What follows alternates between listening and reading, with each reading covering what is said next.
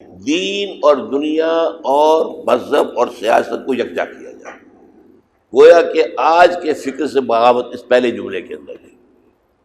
زندگی کو ان دو خانوں میں تقسیم کرنا گمراہی ہے، غلط ہے.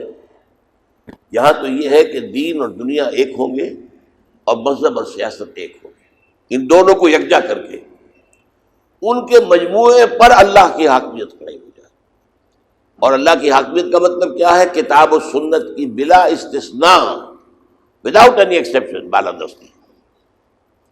اس جد و جہد میں تن من دھن لگا دیا جائے تاکہ دین حق کے غلبے کی صورت میں وہ نظام عدل اجتماعی قائم ہو جائے. اصل مقصود کیا ہے اس کا؟ وہ نظام عدل اجتماعی جو اللہ نے دیا ہے. یہاں وہ سورہ حدید کی آیت آپ کے سامنے رہنی چاہیے کہ اللہ تعالیٰ نے اپنے کتابوں کی تنزیل، شریعت کی تنزیل، رسولوں کا بھیجنا، اس کا مقصد کیا قرار دیا؟ لقد ارسلنا رسلنا بالبینات وانزلنا معهم الکتاب والمیزان لیقوم الناس بالقسط، تاکہ لوگ عدل پر قائم ہوں. یہ ہے اصل مقصد. اس سارے معاشرے کے اندر عدل قائم ہو. اور عدل کے بارے میں یہ بات جان لیجیے کہ عدل کے دو لیول ہیں. ایک عدل ہوتا ہے کسی عدل خصومات کے اندر، زمین کا ایک ٹکڑا ہے، آپ کا دعویٰ میرا ہے، میرا دعویٰ میرا ہے، اب وہ عدالت میں جا کے فیصلہ کر رہے ہیں. یہ انفرادی معاملات کے اندر. ایک عدل اجتماعی ہے کہ نظام ایسا ہو کہ کوئی ایک طبقہ دوسرے طبقے پر حاوی نہ ہو جائے. ایسا نہ ہو کہ ایک طبقہ حیض کا ہو جس کے پاس دولت کے انبار ہو اور ایک طرف بھوک ہو اور فقر اور فاقہ ہو، اور لوگ جو ہے وہ افلاس کی وجہ سے وہ خودکشیاں کرنے پر مجبور ہو جائے. ایک طبقہ جو ہے وہ حاکم بن جائے طبقہ، اور دوسرا طبقہ محکوم بن جائے. اب آپ کے ہاں جاگیردار حاکم ہے، چند فیملی سے، وہ سندھ سے شروع ہو کر سرائے کے علاقے سے ہو کر جنوبی پنجاب تک آپ آ جائیے، یہ چند پیروں اور سیدوں اور قریشیوں، ان کے جو ہیں اور آپس میں رشتہ داری ہے ان کی سب کی. پیر پگاڑا کے ساتھ بھی رشتہ داری ہے، اور یہ سارے کے سارے جو سرائے کے علاقے کے لوگ ہیں یہ حکومت کر رہے ہیں، حکومت ان کی ہے. تو یہ ایک طبقہ ہے، وہ طبقہ چھایا ہوا ہے، اور اس کے نیچے کسان دبا ہوا ہے، اس کے خون پسینے کی جو کمائی ہے اس پر عیش کیا کرتے ہیں. تو یہ در حقیقت عدل اجتماعی جو ہے وہ اور شے ہے، اور ایک عدالتی نظام ہے. کوئی جھگڑا ہو گیا ہے، کوئی اختلاف ہو گیا ہے، اس کے بارے میں کوئی عدالت فیصلہ کر رہی ہے، تو عدل اجتماعی قائم ہو جائے جو انسانی حریت و اخوت و مساوات کے معتدل اور متوازن مجموعے کی حیثیت سے خلق کے لیے خالق کی رحمت و ربوبیت اور عدل و قسط کا جامع اور کامل مظہر بن جائے. اللہ کی عدل و قسط اور اللہ تعالیٰ کی ربوبیت کا.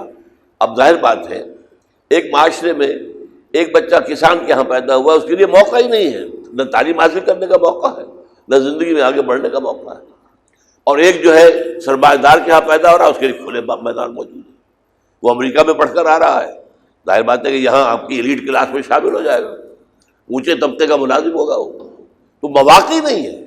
تو اس اعتبار سے یہ جو تقسیم ہو جاتی ہے، جس کو خاص طور پر شاہ ولی اللہ دہلوی رحمۃ اللہ علیہ نے بڑی خوبصورت تشریح دی ہے کہ اگر کسی معاشرے میں تقسیم دولت کا نظام غلط ہو جائے تو یہ ایک دو دھاری تلوار ہے، ادھر بھی کاٹتی ہے ادھر بھی کاٹتی ہے. کس معنی میں؟